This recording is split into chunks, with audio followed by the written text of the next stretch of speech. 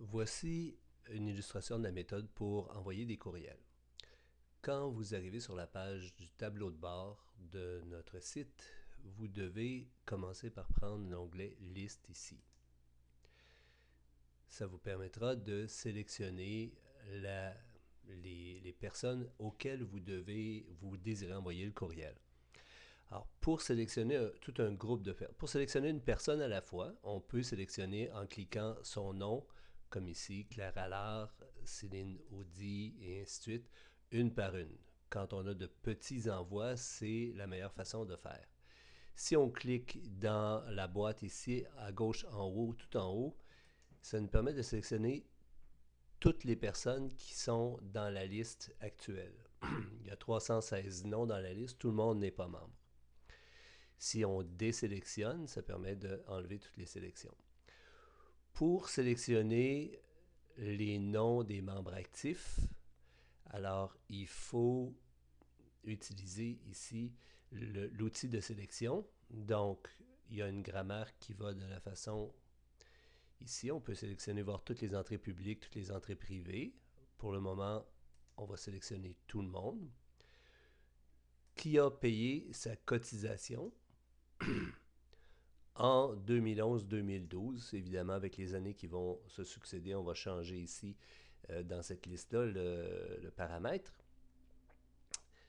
Et on va cliquer sur le bouton « Filtrer » ici. Cette opération-là va nous conserver sur les 316 personnes seulement les gens qui ont payé leur cotisation pour l'année 2011-2012. On peut voir ici 122 personnes sur 316 dans la base de données. Avant d'envoyer le courriel, il faut sélectionner d'un clic ici tout le monde toutes les 122 personnes qui sont dans notre sélection de la base de données. Ensuite, on va dans la liste déroulante des fonctions, des actions, envoyer un courriel et appliquer, ce qui nous amène dans la page d'envoi de courriel. On retrouve dans la plaque ici à droite tous les noms et les adresses courriels, en fait, des gens qu'on a sélectionnés tantôt. On retrouve en bas de page des gens qui n'ont pas été sélectionnés parce qu'ils ne font pas partie de la sélection originale. Pour envoyer le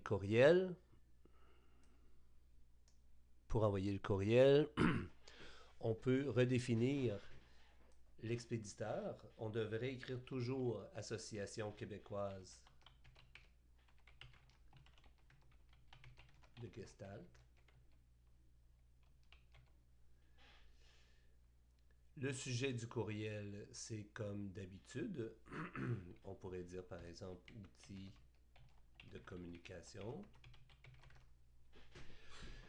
Notre outil nous permet d'attacher un fichier à notre envoi.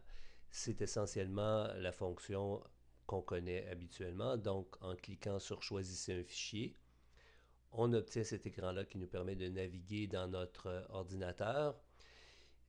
Il faut choisir le fichier de cette façon-là et ouvrir. On voit le nom du document qui s'affiche ici, qui sera envoyé avec notre courriel. Il ne reste plus qu'à écrire le courriel.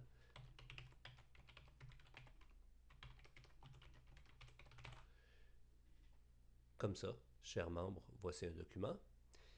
Et à cliquer sur l'onglet « Envoyer le courriel ». Dès qu'on a cliqué sur « Envoyer le courriel », je vais sélectionner pour mon test, je désélectionne tout le monde.